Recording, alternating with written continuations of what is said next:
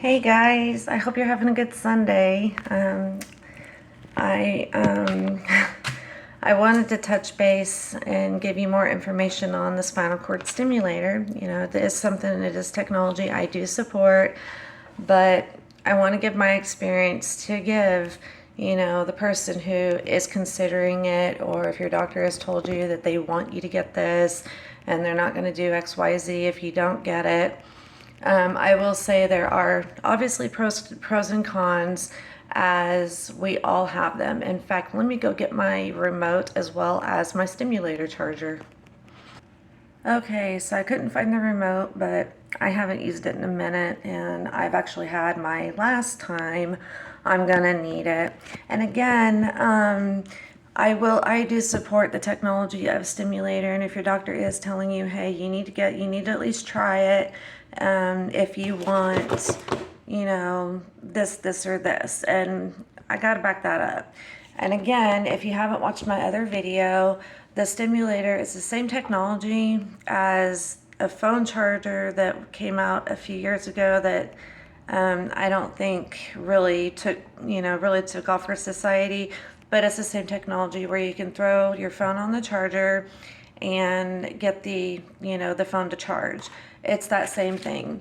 So if you didn't look at my last video, I'll go ahead and show it again. I am hiding company information to protect them, because what I have is, not them specifically. But this is the paddle that you will, like my doctor put my battery in my hip, and I had to use this to get close to, like, say it's on my shoulder, get it right there. And then on the charger itself, let me set this up because I'm going to need my other hand. You're gonna have your power button, as well as this little doohickey that looks like a target, and that shows you the signal that the paddle is getting with your battery that's implanted in your, most likely your hip. And then this tells you the life that the battery for the stimulator does have.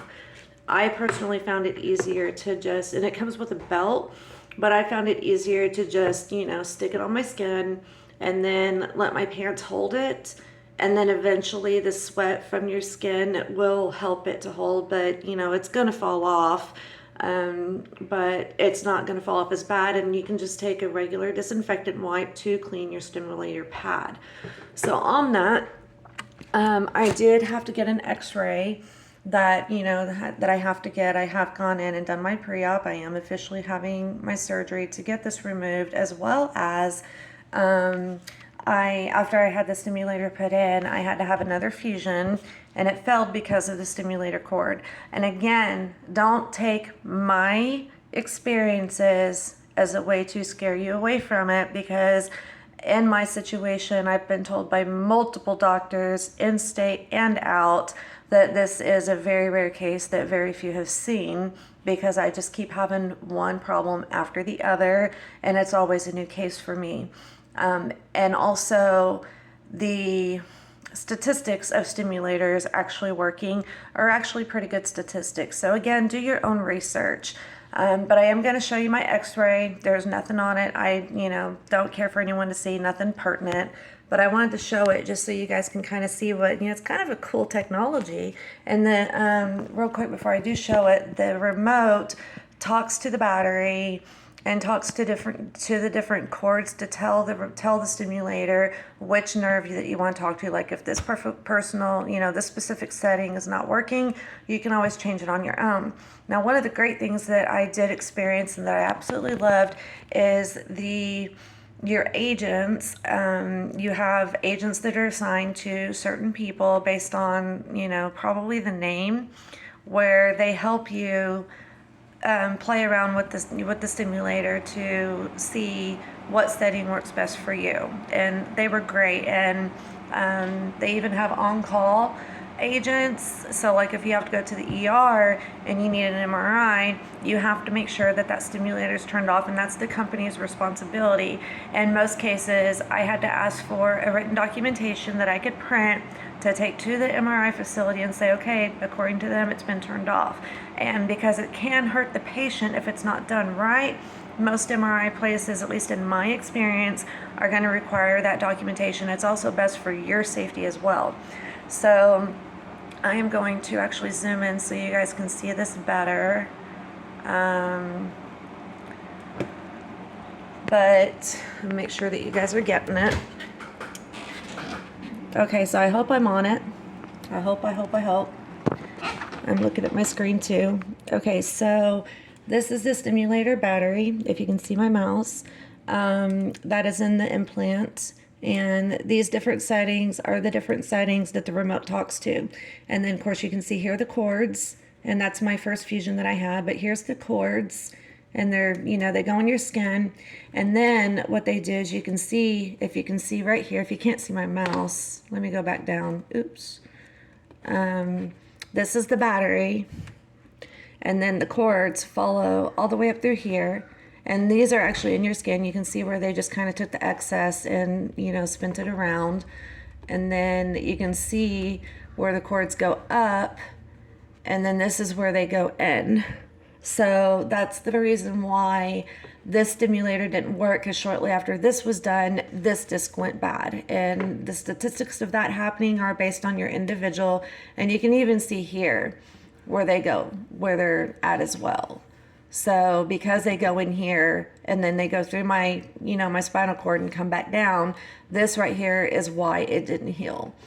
And of course you can see all the way up here, this is where my fusion that failed, or not failed, but this was my last fusion. But because all the problems are all the way up, way beyond, you know, where the stimulator went all throughout here too, and we didn't know it until after this was implanted. But it's actually kind of a really cool device. And that's the surgery that I'm fixing to have, that is going to take that out and then redo. And they're even going to see if they can take out the hardware, so that to see if that is affecting my pain or not, and see if that does help. Because sometimes when you do have an implant like that, your body through your pain is telling you that, you know, hey, I'm allergic to this. I'm not, you know, you're not responding well. I don't think that's the problem, because I've got 2, 4, 6, 8, 10, 12, 14, 16, 17 screws in my back, and that includes this tooth. I have the implanted tooth as well, which if you have dental issues and you can get that, I would suggest getting an implant. When I had mine done, it was actually when implants were first coming out. And of course my insurance didn't want to pay for it because it was considered cosmetic, but they had to remove the tooth due to problems that I did not alone, like that wasn't my fault that it happened. There was an accident when I was a child, broke my collarbone, killed my tooth, and I do remember as a kid, you know, going around, you know, saying that somebody colored my tooth and that's why it was great. I didn't know. But the doctors at that time were worried about my original tooth, or my adult tooth, and it did have to get taken out. However, on that too, if a dentist that you find wants you to automatically just pull the teeth out, don't do it. Don't. A good dentist wants to try to save the teeth. In fact, I had to go through 2 surgeries to clean out the infection that was there. And again, I had, you know, good history. I went in regularly, had my teeth, and of course that did stop when my back problems started. And mainly because the seats do cause me pain in my back, so I don't care to go to the dentist anymore. I will, and I do, just not like I should. But because of that, that did help me get my implant, and it's been great. I only had issues with it at first, and that was a piece of cement, or the glue that they used, actually broke off and went into the tooth, and it was my body telling me that, hey, there's some, you know, obviously when that happens, your body's telling you, hey, something's not right. So I went into the dentist, and he did have to dig out the cement, even though it was at the bottom of the cap. My body still didn't like that it was there. And this one, it actually took me a few years to do, but that's because one, I capped out on insurance, so I waited for the next year. Wink, wink, hint, hint. There's something you can do to get insurance to pay. Just wait till the next year, and that's what I did. But again, on the stimulator implant, give me just a second. I need to get a drink. I do use these to help me with keeping my weight off. They're, you know, like a breakfast, I guess you could say. So anyways, back onto stimulator implant. Don't go just on what the doctor says, okay? Because chances are the doctor has, you know, he's contracted with a certain stimulator brand, and that's the one that he's trying to sell. He probably does get a cut of the ones that he does sell. So keep that in mind, that although it is a good piece of technology to help chronic pain patients that do have nerve issues, keep in mind that your doctor is going to tell you, you know, he'll tell you the truth, but he's also going to tell you what he wants to tell you to help sell the product. And that's exactly what happened in my case. I did ask him, you know, and he was a good doctor. I did like him.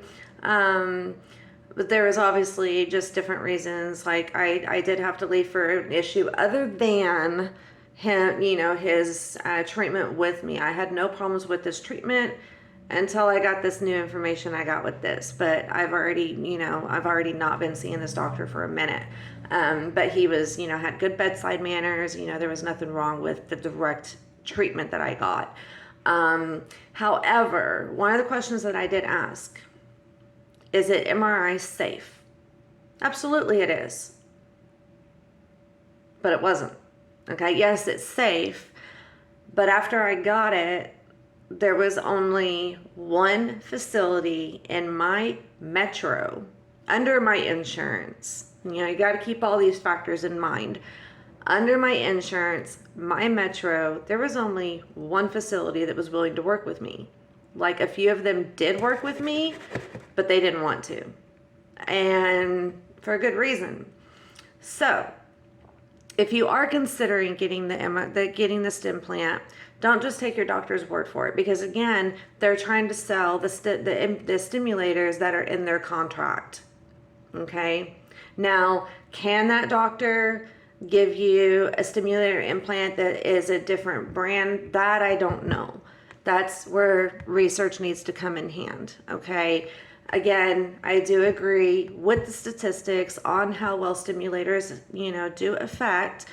It just didn't happen in my case, okay? I did get great results until the problems went above where the stimulator is, okay?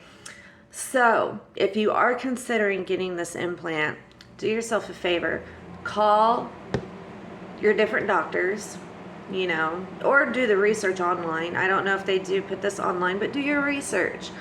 Find out, you know, you can call the facilities, you know, ask your doctor, what brand are you wanting to implant?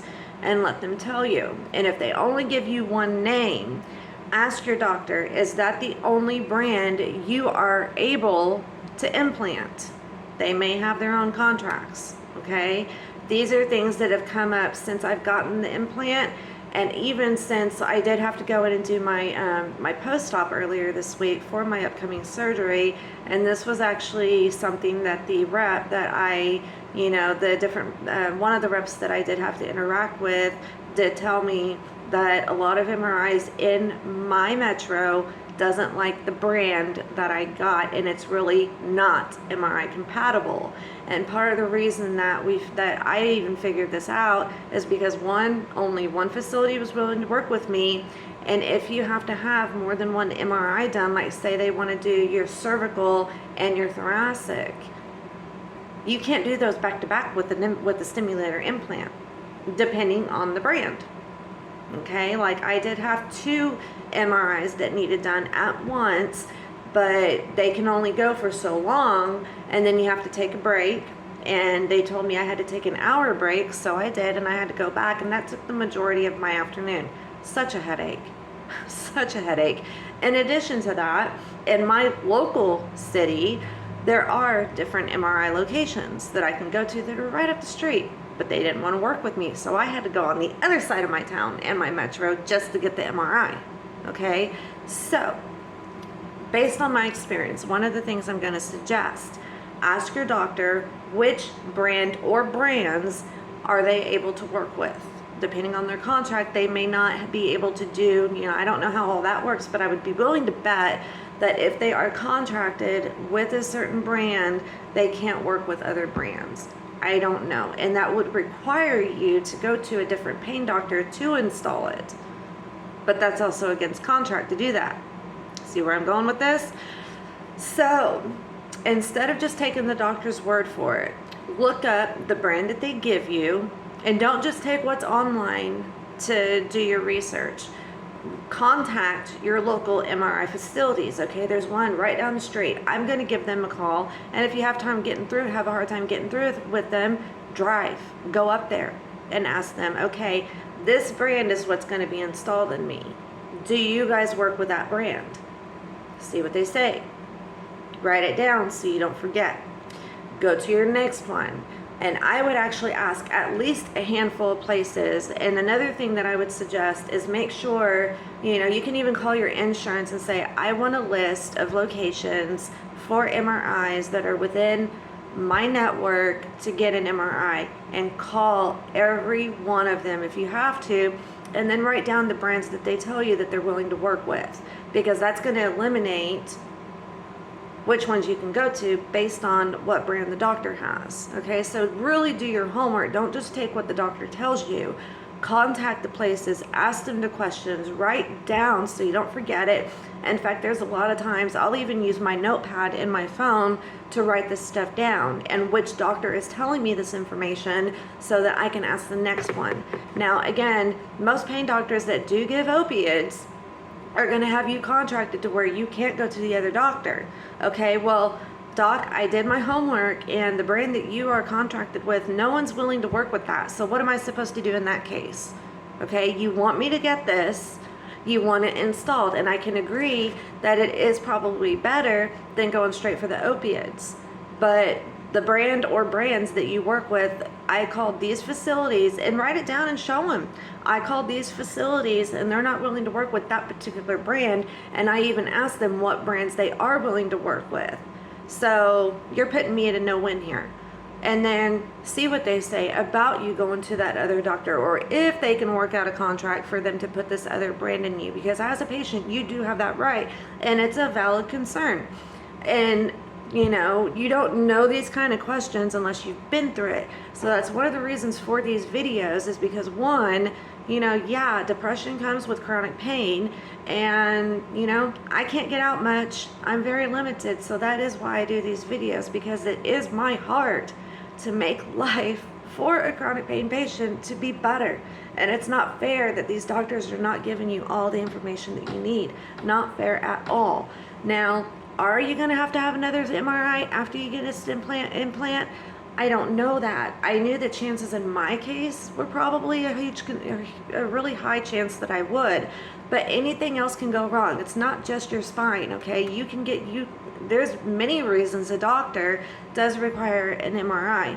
CAT scans have been fine, but the MRIs are huge when it comes to the stimulator implant, because it is a personal safety for you. They are great if they work for them, and I fully support the idea of a stimulator implant.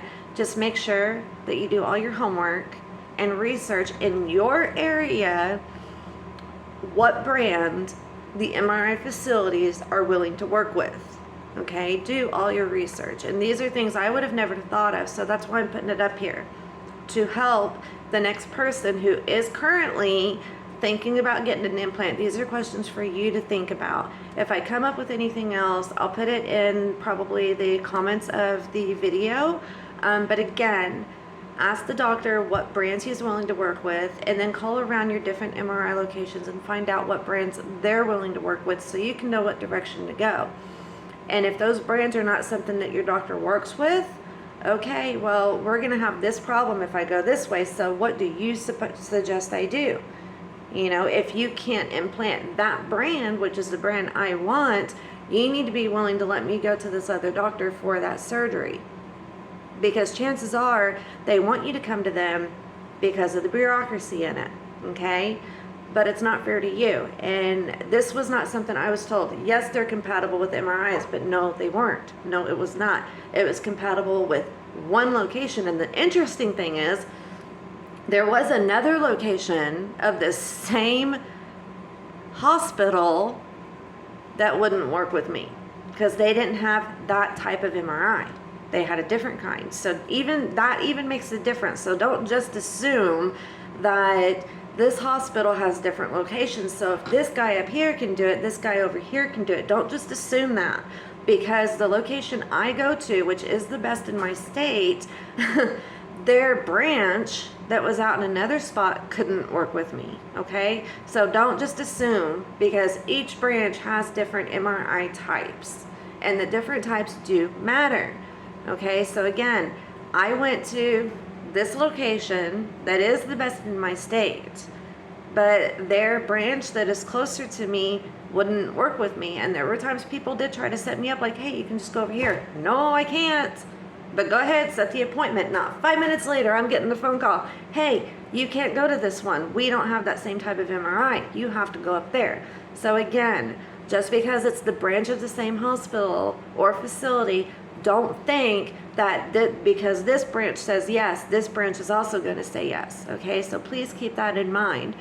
So I don't want to make this video any longer than it's necessary, but again, you know, stimulators are a good technology. They really are. And again, mine worked until my problems got above me, okay? So don't take my experience as a reason to not do it. Give it a try.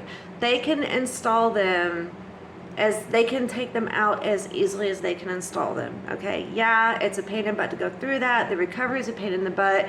But another thing that you're showing the doctors when you're willing to try all these other options is you're not just after opiates, okay? If you turn it down and you only want the opiates, they're gonna think, okay, well, that's all this person wants, so I don't wanna help them, okay? No, you can't give them that impression. You need to give them the impression and let them know, because faith without works is dead. Actions speak louder than words. So if you're willing to try something outside of opiates, it's going to let them know that, hey, this person really is in pain, whereas otherwise you're going to fall under the category that you're only after opiates. So do give it a try if your doctor is pushing for you to try it. But think of these questions. If you come up with your own, feel free to write them down, and honestly, put them in the comments. I'd love to know, because, you know, the best thing, you know, that we can do is help the next one in line. Like, yo, you might want to think of this, okay? No one helped you, so help the next person, okay? And that's essentially what these videos are about. So again, don't just take your doctor's word for it. Ask what different brands they're going to use, and make sure that the facilities around you that do MRIs can work with them, because in my case, nobody wanted to. And even the ones that started to eventually didn't want to. Like, I went to one that was actually downtown in my metro, and they did it first, but then afterwards they declined me because it's too high of a risk and they could easily be sued, which is another reason why a lot of them do require the written statements, and that also protects you. So anyways, I hope you guys are having a great day. If you are being pushed for the stimulator implant, don't just push it away. Don't. Especially, you know, again, you want to give it the opinion, or give the, you know, you want to give the impression that you're going to try more than just an opiate. And that essentially is what they're after, is to make less people need opiates. Okay? So give it a shot. Do your homework. But here's questions that you should ask. And if you come up with your own, feel free to let me know. I'd love to, you know, help the chronic pain patient, not the doctor. So y'all have a great day.